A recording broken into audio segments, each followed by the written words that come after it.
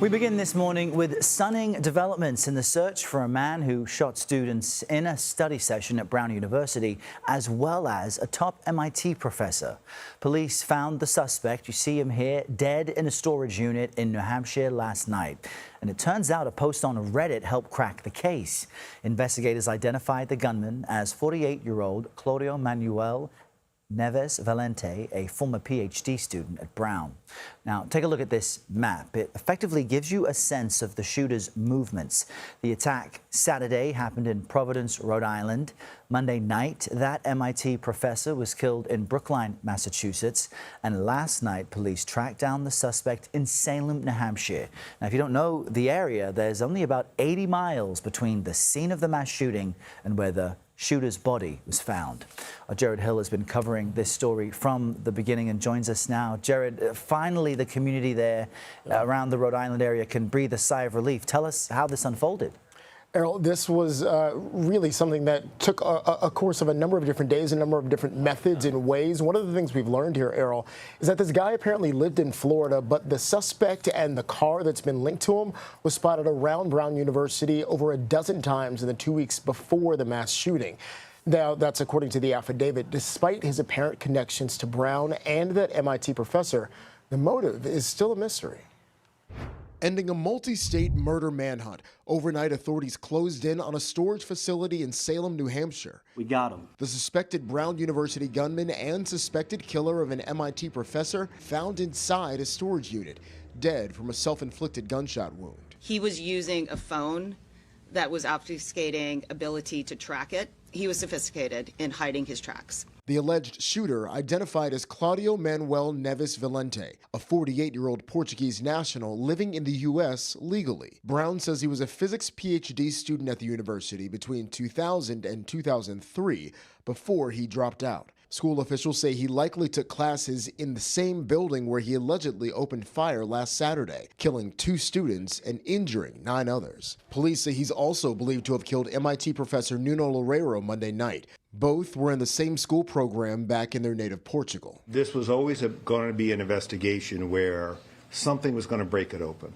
The key to breaking the case, according to a police affidavit, was interviewing an anonymous Reddit poster. 3 days ago, the person described seeing the suspect with a gray Nissan Sentra. Investigators tracked the car to a rental company in Boston where the suspect used his real name on the application. Authorities also discovered the suspect's storage unit in Salem, where his body was found. Our work is not done.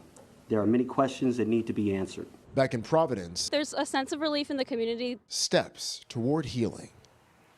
Now, overnight, the Trump administration said that they're pausing the diversity visa lottery program through which the suspected gunman was allowed to get a green card. The program was created by Congress, so it can only be dissolved by Congress. So the future of that, at least long term, is still up in the air as well, Errol. All right, that's Jarred Hill joining us from our newsroom here in the Broadcast Center. Jarred, thank you. Doug Kouns joins us now. He was a special agent and supervisory special agent with the FBI. He's also the founder of Veracity IIR. That's an intelligence and investigation firm. Good morning again, Doug. The Brown shooting and the killing of the MIT professor happened within days and close proximity. Why do you think it took so long for investigators to link the two?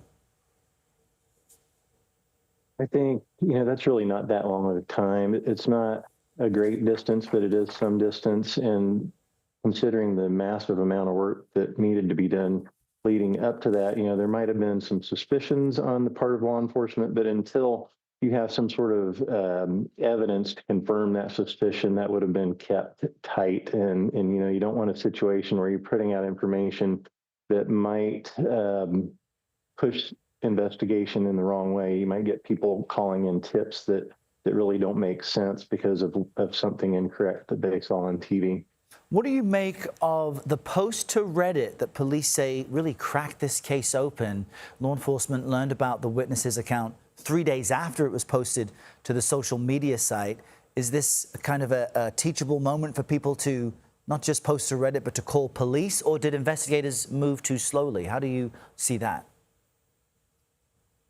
Well, I think it's just another vehicle to provide that information. We have to consider, social media in this day and age, that everybody's on it. People post things And, it's not that Reddit cracked it, it's this person that posted. And the reason that they posted is because they saw all these videos that were collected and put out. And it's my understanding that was the other person of interest, with the glasses in those pictures that had interacted. So he probably saw that, he was being sought and posted this. Maybe he was reluctant at first. I think he then said that he did call the FBI, and then they followed up on that, and here we are. So I don't think it's fair to say that it took them a long time. I think they were just doing the appropriate amount of work to make sure they have it right before they got to that point. All right, Doug Kouns, thank you very much.